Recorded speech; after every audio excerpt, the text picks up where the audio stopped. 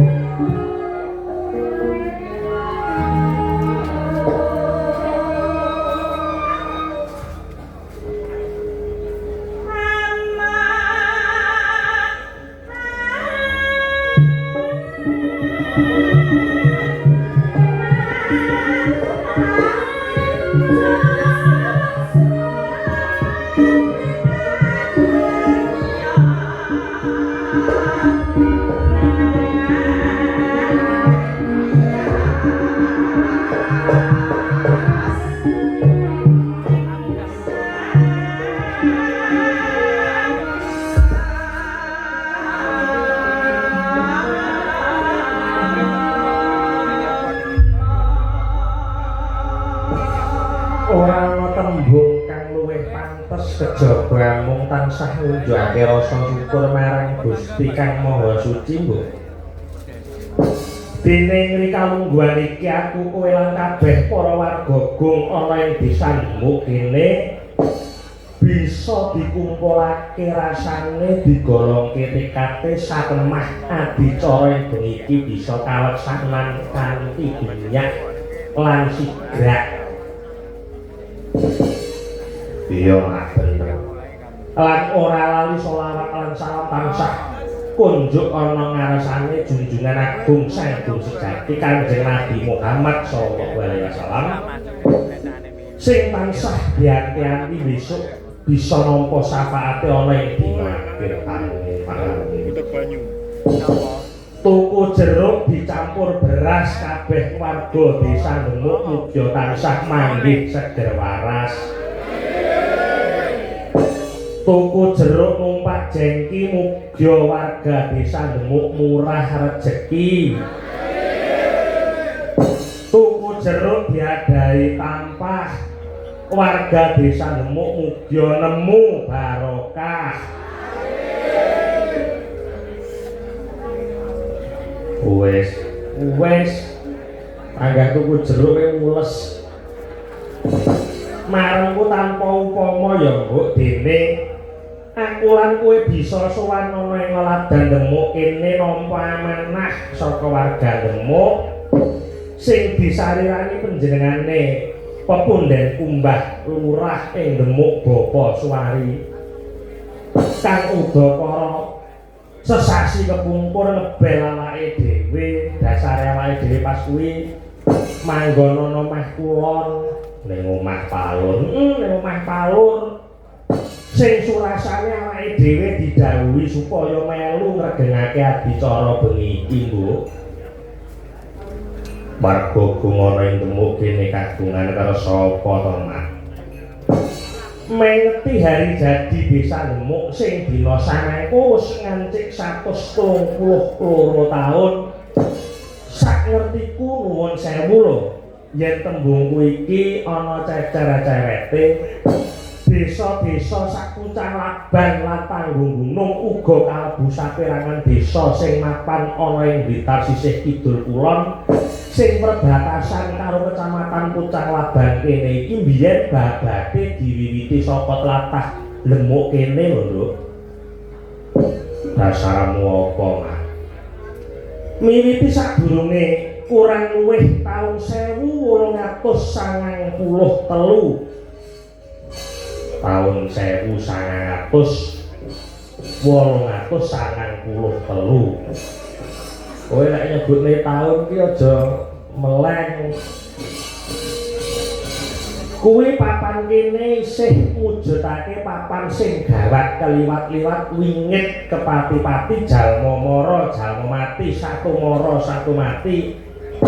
Saengga duk rikala semana panjenengane Raden Mas Jayeng Kusuma kang wus kuwawa nyatakake lamun ta wong ing Nuswantara kene bruntak marang para bangsa penjajah kang lantaran peristiwa ana ing Tretek Mujan panjenengane yang Jayeng Kusuma dening para pemerintah Walanda dipatrapi paukuman selong diselong apa disolong diselong itu dibuang ya Pak dibuang ana sumber sing nyebutake yen to sejatine Eyang Jayeng kuwi dipatrapi Pidanapati nanging amarga Eyang Jayeng kuwi isih kalebu putra Bupati Ngrawa kang samengko dadi Tulungagung sing kaping 5 panjenengane Raden Mas Tumenggung Jayaningrat satemah paukuman sing maune Pidanapati banjur dirubah dadi diselong utawa dibuang ana ing alas wewengkon kidul Kabupaten Ngrawa sing temane dina samangka dadi Demuk kene. Biyen nalika mentas ngadeg wewengkon kene kuwi dumadi saka ngendi wae yo.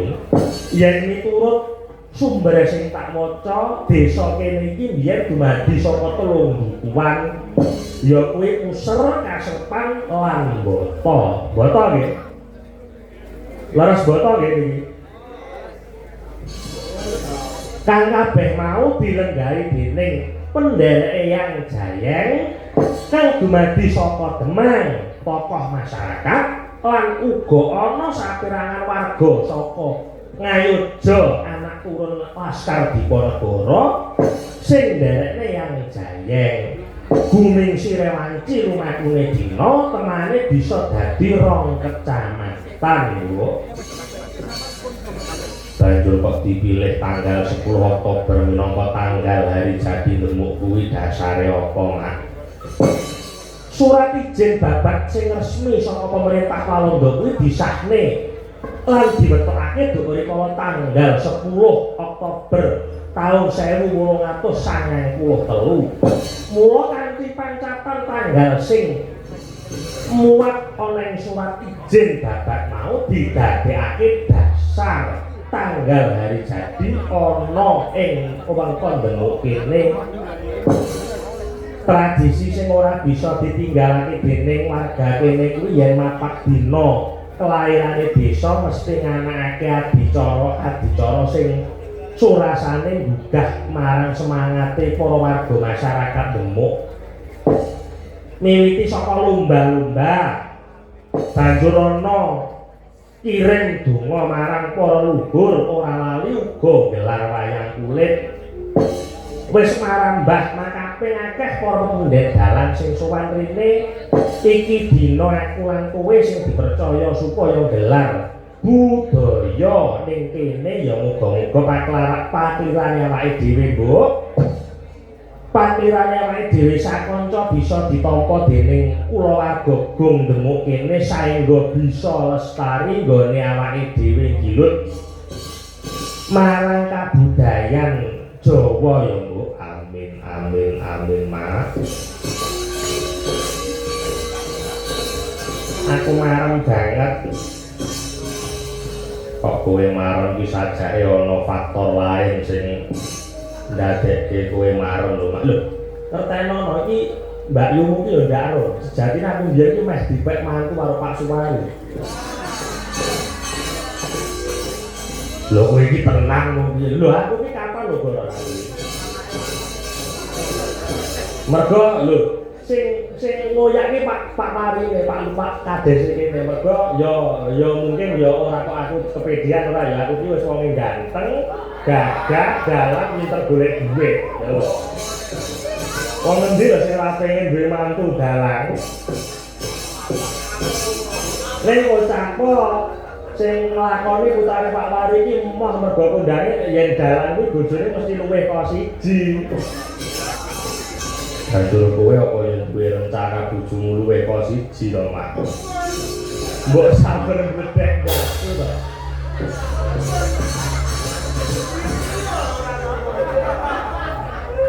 Aku ki kok angger Mbak Yumu serahkan yang tekoni iki pucet kok gak. Lah ya menghormati seorang istri itu penting.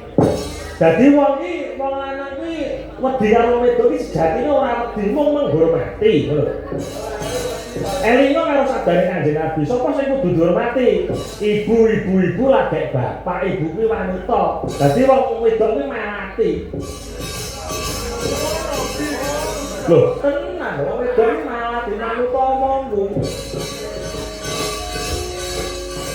Keguyonan sangat ora dadi ngopo. Aku ya gumune ngantarake ing atase mau sore udan ya rada sawetara tur deres pandene sawise udane terang kabeh para warga masyarakat nglumpuk maneh ngestreni nggone awake dhewe gelar kelir ya mbok iya Pak. Ki arepe ngaturke dhisik sing adik-adik sing sore mau durung diwene kalodhangan wanci nggih ngaturake tetembangan Bu ya monggo adik-adik ingkang mawi ageman kuning kula aturi langgang sewindu berdiri bareng. Ngadeke nganggo serapat mataram.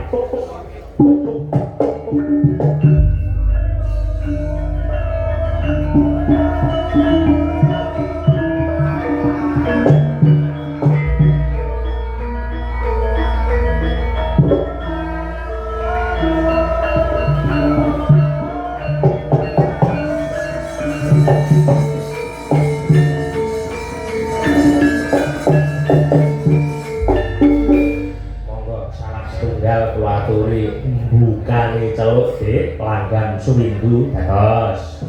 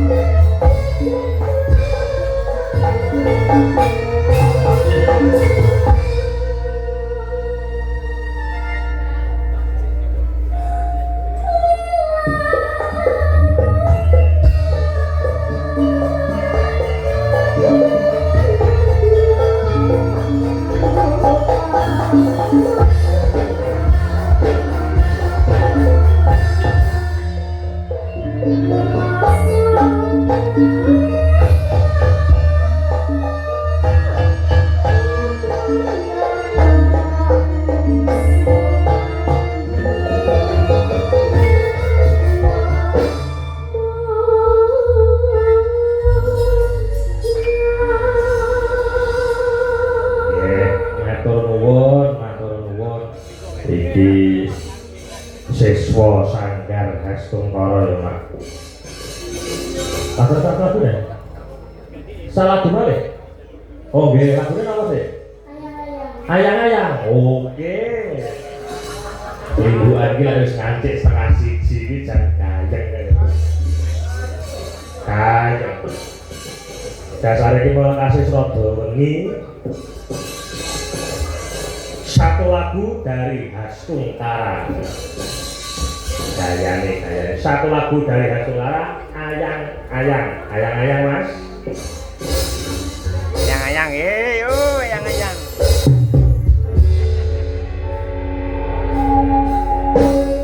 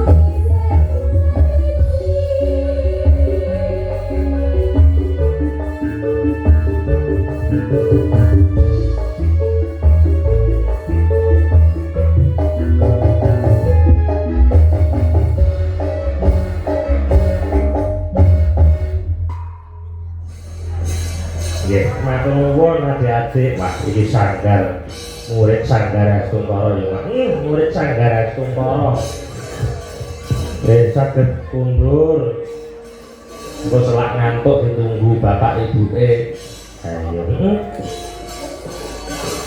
iki aku kok kepengin nyuwun dawuh karo sapa nyuwun dawuh karo Pak Suwari diaturi tindak ana pepanggungan jagungan sing kepenak tembunge ngono monggo Pak Suwari kula aturi tindak wonten ing pepanggungan Metara Melisa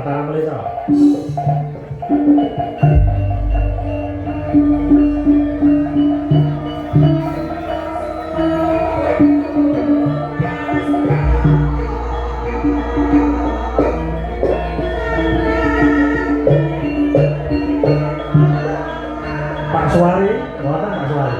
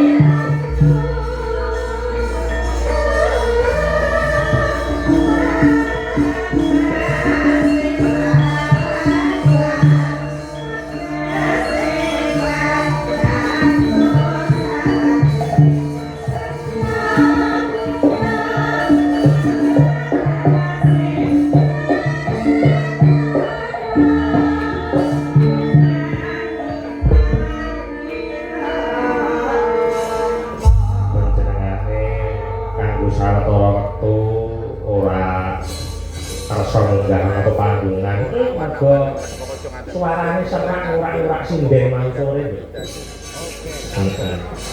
Pak Suwari iki sing tak ngerteni salah satu kepala desa sing gandrung kayun marang kesenian Jawa khususnya wayang kulit lan petembangan Jawa. Nganti dina samangku wis kelakon gelar kelir nekake sinden 50 kuwi yen ora wong peng-pengan tak kira ora iso kok, Mbok. Lah ya mergo kudu dilambari rasa tresna marang budaya. Betul. Yen to sapa panemu kuwi aku kelingan tembunge John F Kennedy ae. John F Kennedy wah lha kowe teko John F Kennedy barang. Ana kutipan sing ngandharake yen to politik kuwi kotor seni yang akan membersihkannya. Jadi bejo bejane bejo kuwi ora kaya yen to pangan sapa aja kuwi uga gatekake marang kabudayan Jawa. Contone sore mau awake dhewe dirawuhi dening Bapak Bupati Tulungagung iki mujudake tandha lamunta panjenengane Bapak Bupati Tulungagung iki uga pemerhati budaya. Nyatane bengi iki aku ki ngerti lho lek jenenge pejabat ana dhuwuran kono iki jame iki wis ora kena diselani. Gandeng siji tresna marang budaya, loro tresna karo warga desa ndemuk kene panjenengane Bapak Bupati rawuh ora ketang sedela yoga nyerahake kayon. Aku salut banget senadyan to wilayahe dhewe iki dina dadi kembang lambene para seniman-seniman sing mapan ana kulon. Dasare apa Mas? Ya mergo ana sing ngandharake yen to wong etanan kuwi yen nggelar wayang kuwi itu sejatine mung campur sari. Kesuwen campur sarine kurang nggon lakone. Dadi fokuse kuwi luwih ning entertain, dadi ora utamake wayang kulite nanging utamake entertaine. Yen to saka mungguh kuwi bab kaya mangkono disikapi nganggo cara piye, Mas? Aku ya ora ngoke ning ya ora dukung. Yen ngomongke masalah selera kuwi tergantung marang warga masyarakat. yen to mapan kene selerane campur sarine sing rada suwe, seneng-senengane sing rada suwe. Jadi butuhe dalang kuwi uga nyenengake penonton ya nganti sing nanggap. Jadi dalang kuwi yen to saka dawe para pekunden-pekunden dalang kudu bisa maremake marang siji para penonton, loro sing nanggap, aja nganti ana sing tuwa, Mbok. Yen to dadekne tuwa mengko dadekne ciri. Dalang ora beda kaya pemimpin kaya pangarsa praja, apike wong ketok, eleke wis diunggah-unggah.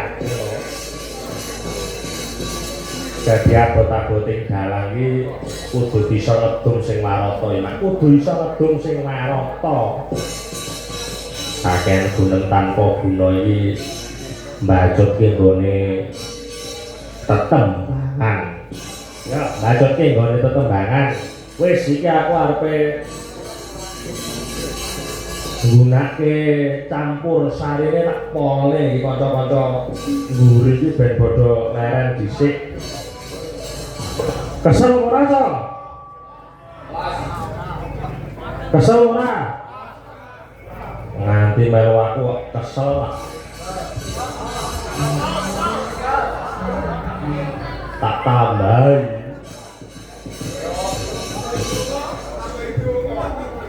Nduk Dinda karo Nduk Umi ngadep bareng, Nduk. Sepote Mas, sepote Mas, sepote Mas.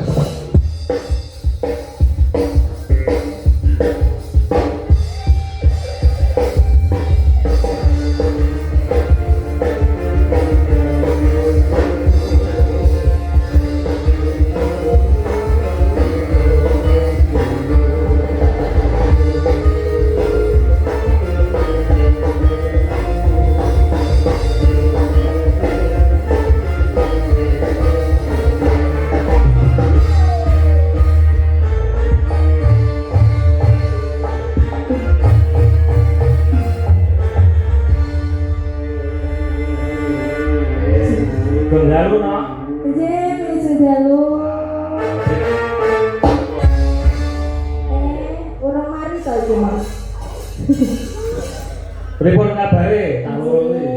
Alhamdulillah sae watusipun. Nah, iya tak titeni bola bali yen bocah iki sing belajare melu awake dhewe bareng melu pepunden dalang liya awake dhewe nanggali iki kangelan. Tenang Umi kuwi nanggali Dinda. Nangale ra umum kae. Bocah kadung laris iki ngono kuwi. Iki sarene ora ana pundutan, iki ana tembang loro pilihan salah siji duet wong loro. Katresnan sejati apa kusumaning ati? Katresnan sejati. Katresnan sejati. Nggih. Katresnan sejati sing piye, Mas? Katresnan sejati sing pripun, Mas?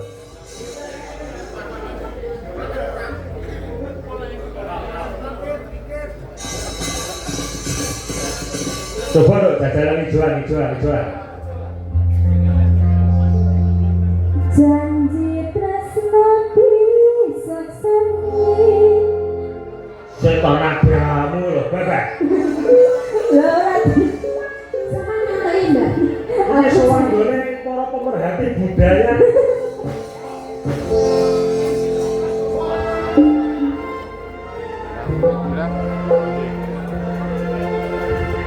Yo. Pak. Dibaleni malih. Ya no. Janji tresno disakseni.